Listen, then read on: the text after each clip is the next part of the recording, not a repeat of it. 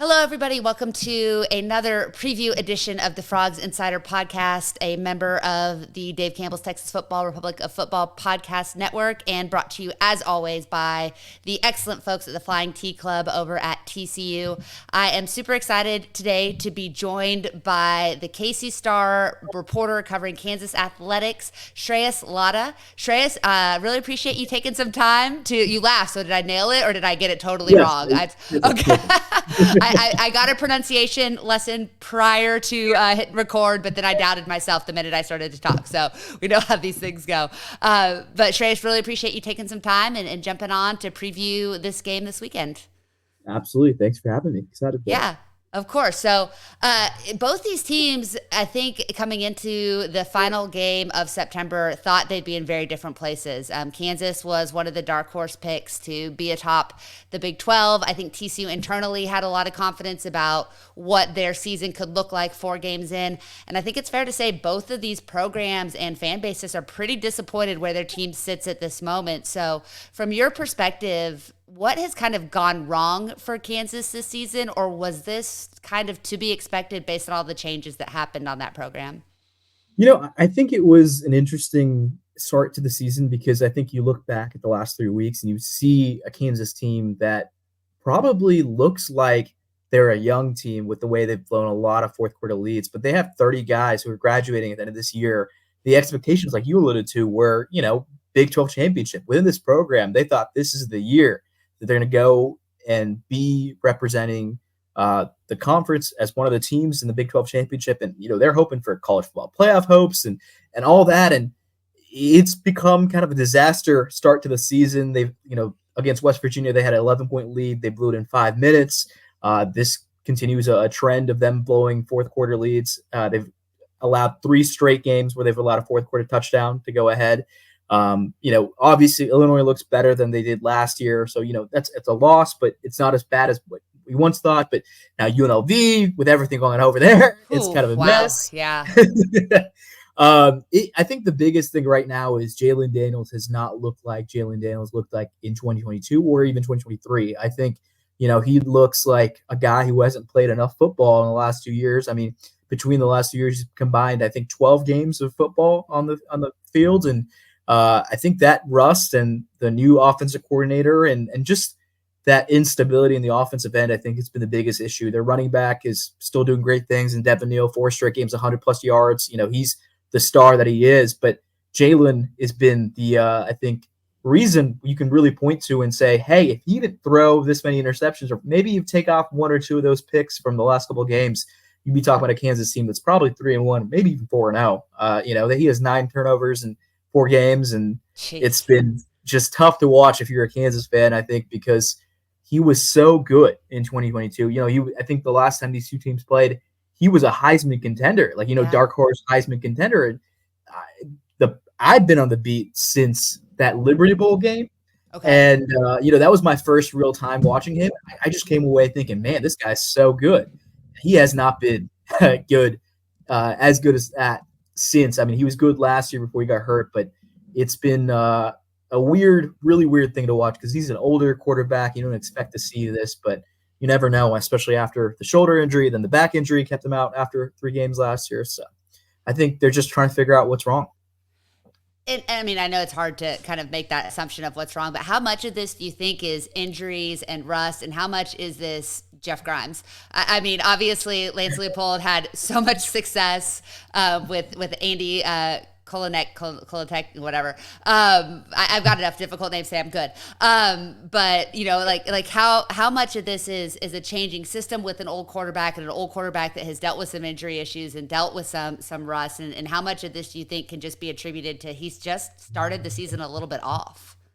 I think it's a little bit of both. It's something I was discussing. I do a film breakdown with former KU quarterback Carter Stanley, and we were talking about this yesterday for film breakdown. It's even the throws that he's making, they don't seem like throws that are easy for the receivers to catch. These guys are having to jump in the air or kind of, lunge to the left, lunge to the right. It feels like a lot of it's a mix of rust, a mix of mechanics not being as sound as he typically is. And definitely a Jeff Grimes, offense has not been as good as an Andy Kotelnicki offense. I mean, I don't think they've done a great job of putting Jalen Daniels in a position to succeed as well as Andy Kotelnicki did. And we can see it because that offense at Penn State's putting up record yardage, it feels like, every other week. And he does a great job of, like he's going to be probably a head coach sooner than later in Andy Kotelnicki. And Jeff Grimes is a good coach, not to say that, but it just feels like there hasn't been the easiness of the offense, like the stuff that made Jalen look as good as he did in this offense. There's not as much motion. The tight end usage hasn't been there as much, and that's attributed to the tight ends are good, not as good as Mason Fairchild last year, but even the wide receivers just don't lick in sync. And today Jeff Grimes talked about in the press conference, like, that's something we have to improve upon along with pass protection. But, this is a wide receiver group that is old. They've been with Jalen since, day one. They should not have any issues. There shouldn't be, lack of in sync. But, that's the thing. It goes back to he hasn't played football, a full season of football, really since 2021. Well, you kind of speak to that. And 2 years ago, last year, playing primarily with a backup quarterback in Jason Bean, Kansas was fourth in the conference in scoring, averaging almost 35 points a game. 4 games into this season, they're ninth in the conference in scoring at just 28 points a game. And that's with their starter, who was, again, a guy who came into the season potentially as a lot of people said, hey, if he stays healthy, this is a guy that could be a Heisman candidate and could elevate Kansas to a Big 12 championship. Lance Leipold did such an incredible job so quickly getting to Kansas. I mean, he seemed to almost turn that program around just immediately. How does, I think we saw this with Matt Campbell too, when guys come into programs that are so moribund and have such a long road to getting back to relevancy, they're often given a longer leash. But when they have so much success immediately, suddenly the bar is raised. Where does the fan base and where do you think administration at Kansas sits on Lance Leipold? I doubt there's nothing that could happen this year to get his seat hot, but is some of that shine wearing off, or do they understand that this wasn't going to be a, hey, we're going to start winning and we're going to keep winning forever situation? Yeah, it's interesting because I think this administration was expecting, a Big 12 championship or hoping for it, or, because with Lance, every year it felt like it's better than the previous year. He's a program builder. He's done a tremendous job with this program. And I think a lot of, the administration understands that next year's going to be a step back. There's going to be 30 guys that, leave the team who have been there for a long time. A lot of those guys are Les Miles guys who were recruited to this Kansas team. And, that's one thing, and it's something I've talked about is, Lance Leipold is a tremendous coach. He does a great job of building a program. He has not hit on his guys yet in the recruiting class. He hasn't had a really thoroughbred recruiting class where every guy, there's a good amount of contributors. There's been a few in each recruiting class, but he's going to really, really test it in this offseason with the transfer portal, with the guys he's bringing in the high school classes. And I mean, I think the expectation from this KU fan base it's just massively disappointing. My mentions are a dumpster fire after every game because it's filled with guys saying fire this or bench him or do that and the thing is, Lance said it best. It's not something you can blame a singular person on. This Kansas team can equally blamed in different spectrums, but at the end of the day, I think a lot of the issues would be minimized if you had Jalen Daniels playing even to 60% of his capabilities or 70%. I mean, the one thing we could always count on with Jalen Daniels is he was always great at completing passes. Like even a game against a bad, West Virginia secondary, one of the worst in the nation, he puts up 180 yards. He's like 15 to 26. That's not great. I know they didn't pass the ball, but like that should be a game that Jalen Daniels would absolutely destroy. He would cook, in that game. That's the kind of get right game that everyone would say. And even then, he hasn't looked. And it's just, I don't know what to say because it's like, you don't expect it to see something like that from a senior quarterback that has expectations and dreams of playing in the NFL one day. And, obviously I think he's his own toughest critic. So it's hard for him, I'm sure, but also, you have the fan base. It's a vocal minority, but still a minority that is on Twitter saying he should be benched. And I think we're getting to that point in stage where if he has another game with 2-3 interceptions, you got to have a serious talk about whether or not he should start the next game. Well, I think the biggest cure for Jalen Daniels' ills can definitely be playing TCU. So you're welcome. We may have just saved his starting job before the game even starts. This is a TCU team that has allowed, God, I can't even. I think it's like 589 yards over the last two games. UCF obviously came in with an incredible rushing attack. SMU had really struggled to move the ball effectively, but again, TCU is the cure for your ills if you need to get the running game going. And so for Kansas, with Jalen Daniels struggling, but as Sonny Dykes says, still has one of the most effective and diverse running games in the conference. And it's probably, I think he said in his press conference Tuesday, the best he's seen, which is terrifying considering what UCF did to this team. So if Jalen Daniels only has to attempt maybe 15 passes, I think Kevin Jennings at SMU only attempted 12 or 15 passes, and they could just turn the ball over to Devin Neal, who you mentioned, and then let Jalen get loose a little bit in the running game. That might be the get-right game you've been waiting for. You do not need to throw the ball against TCU. So there will be plenty of opportunities to do so. Do you think that they can just lean on the run game and kind of wear the Horned Frogs down on Saturday afternoon? Yeah, I think, the one thing with this, Jeff Grimes OC thing I've been waiting on is for a better balance between run and pass. Sometimes you're not going to see that Saturday. Yeah, I don't expect it, to be honest with you. Because I was looking at TCU and they're giving up 150 yards in the air, which is pretty good, right? But then you look at how much they're giving on the ground. Yeah, how many times attempting passes. Yeah, it's yeah. And I was looking at, Devin Neal is probably going to have a heyday, because he put up 100 yards at half, I think, last game or the game before that. He's a tremendous back. He's a guy that's going to end up in the NFL. Yeah. He's a guy that was getting NFL looks last year.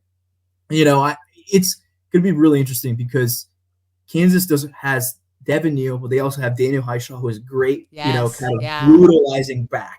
Right, last game he had 72 yards on 9 carries. So, God, we're so screwed. We are so screwed, Shreyas. This is going to be a long afternoon, Frog fans. Yeah, I think it's going to be interesting because, to be honest with you, I was looking at it and I was like, if it turns into a shootout, I really don't know if Kansas can keep up with the way Jalen's looked, so far this year.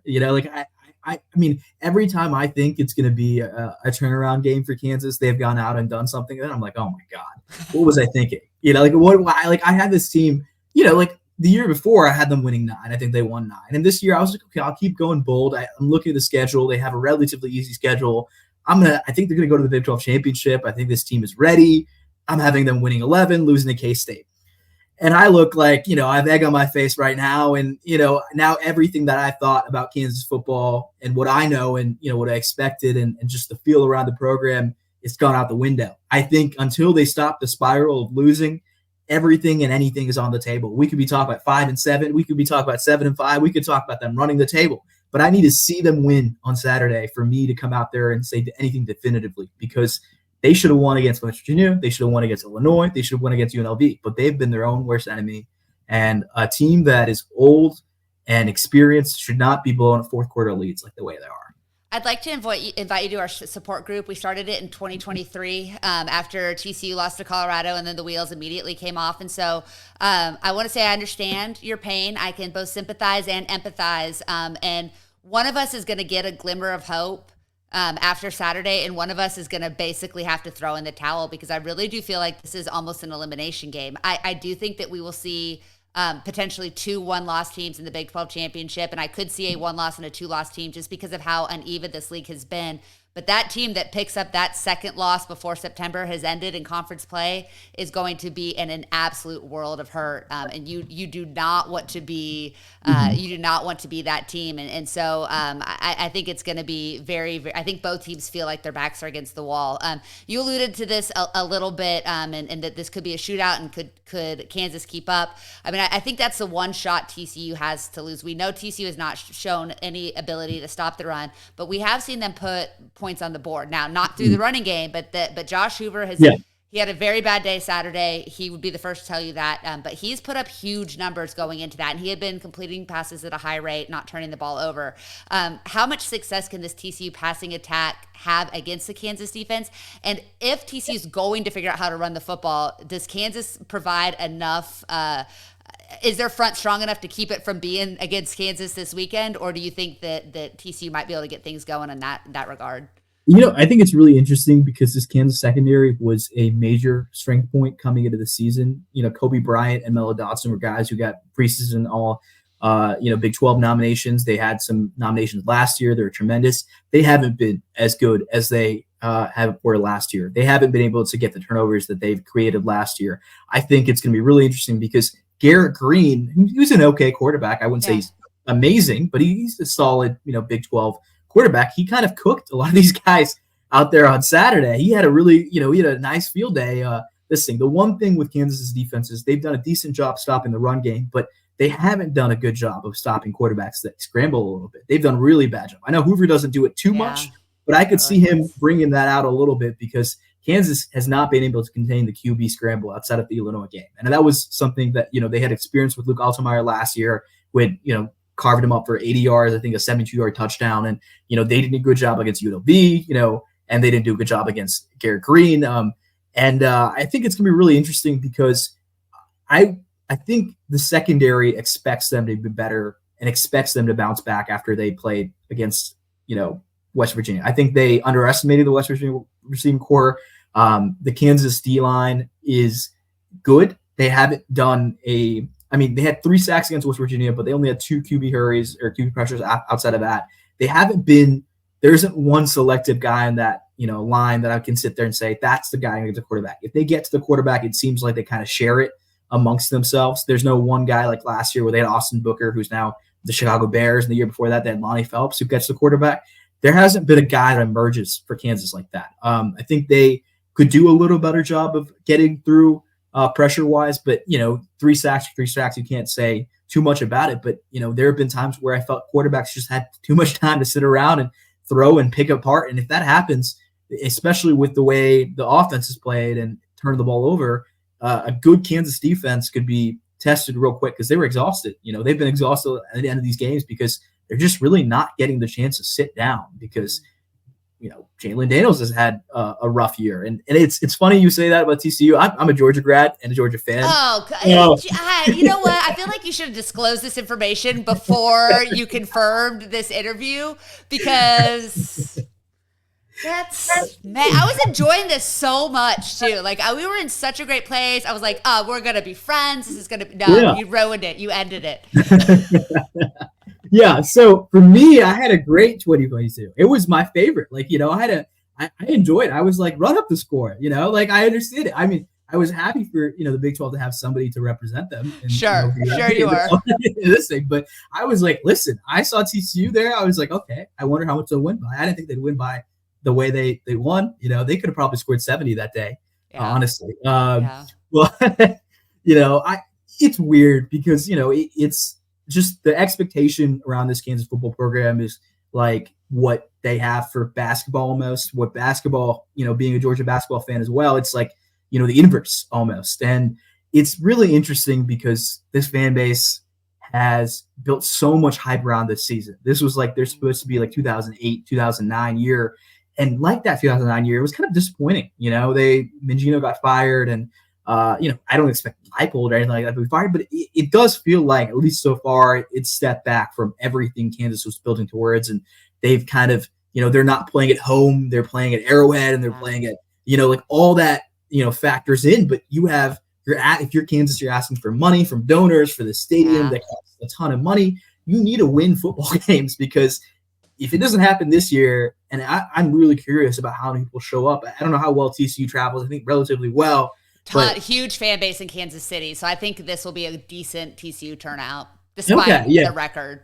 Yeah, I'm curious to see how many people show up in that stadium because if you have 35 or 30,000 people show up for a Kansas game, that's not a great look, especially around the hype. And I don't blame people, right? This team has demoralized a lot of people in the hope they have, and I think I've started to shift my expectations. That I had a radio interview this morning and I said it, but it's almost like.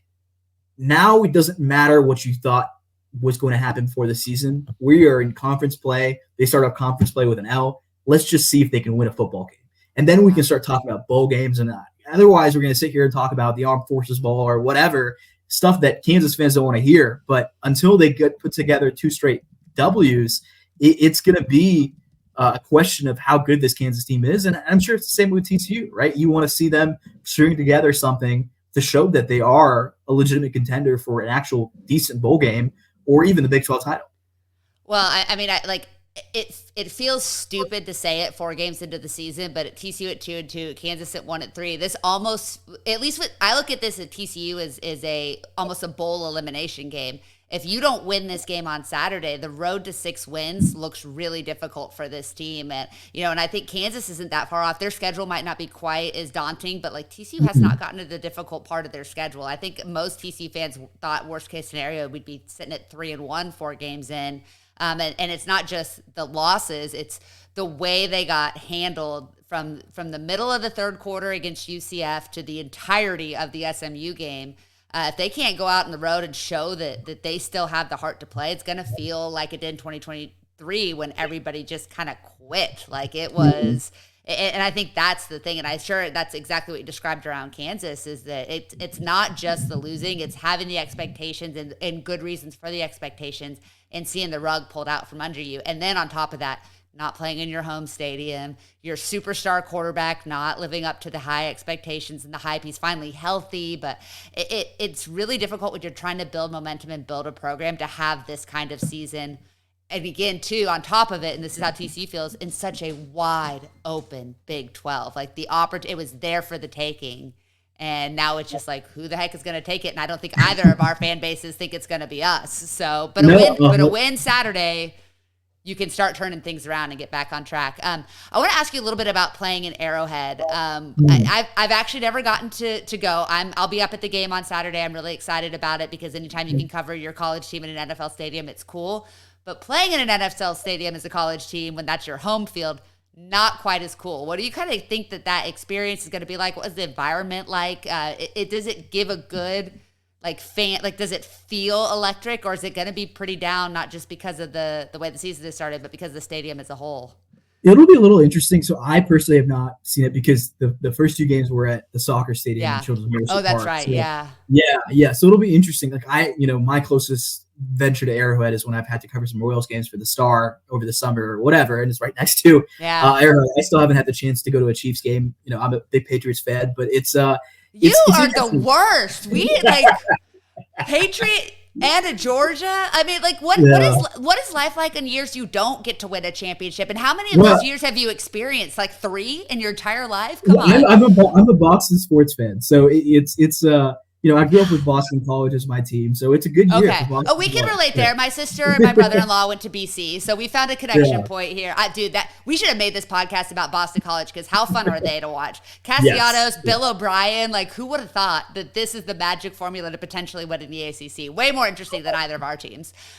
100%. It's going to be interesting. I think, a lot of these guys are excited about playing in Arrowhead. I know a lot of them are Chiefs fans, so there's oh my God, that allure. We were talking to Bryce Foster about it, Texas A&M transfer. He's the center for Kansas, and he's I think it's pretty cool, but I think we got that little pregame jitters out of the way a little bit because they had some practices in Arrowhead and in Children's Mercy before the season started.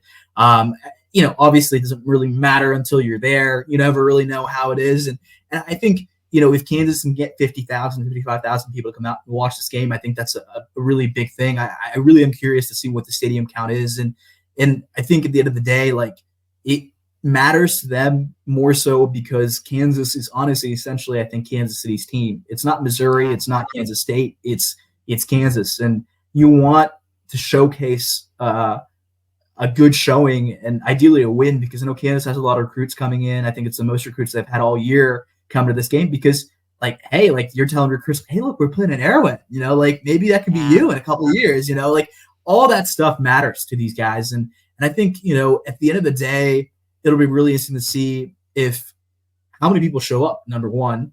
And number two, if there are a good amount of people show up, is it a sizable TCU contingent that is showing up? And are they loud in the stadium? Is that going to be an issue? Because, I'm looking at the TCU game. I'm looking at the Colorado game. I'm looking at the Iowa State game. Those are 3 games where they have good amount of people in the fan bases.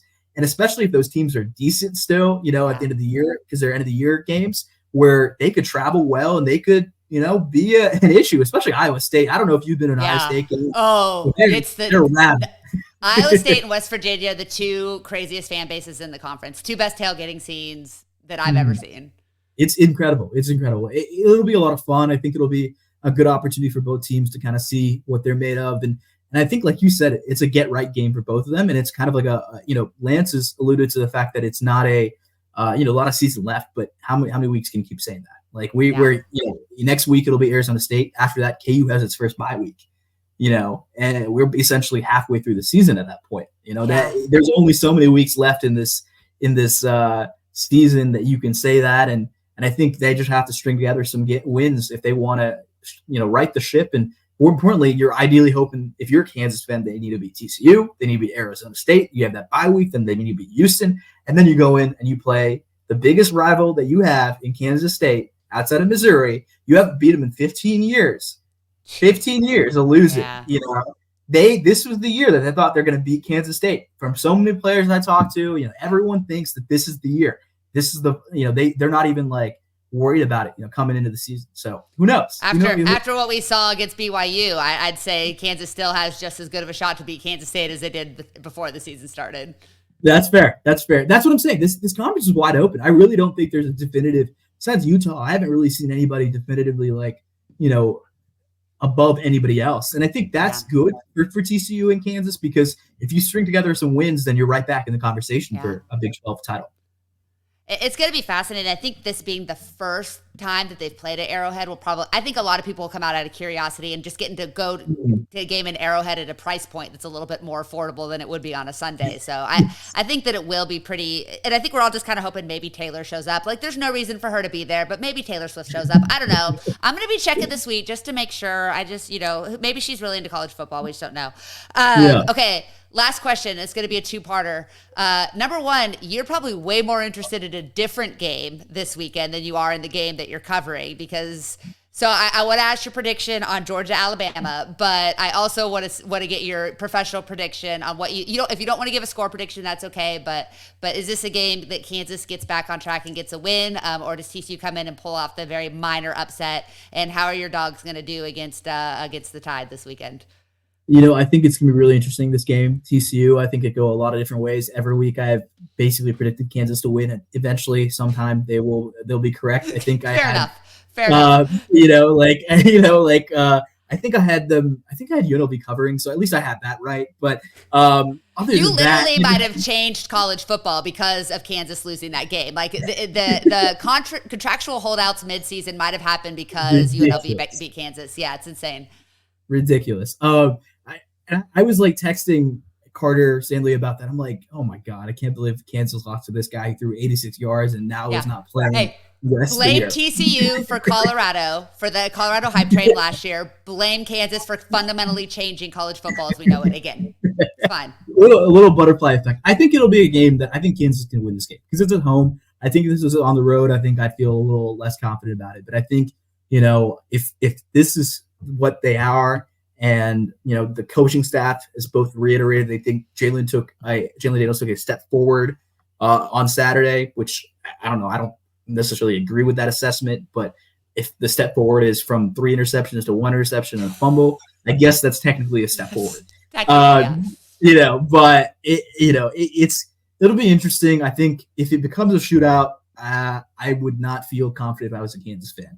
If it's anything other than a shootout, I think Kansas should win this game, even if it's relatively close. I think it'll be like something like 35-31 or 35-28. I think it'll be a one-score game.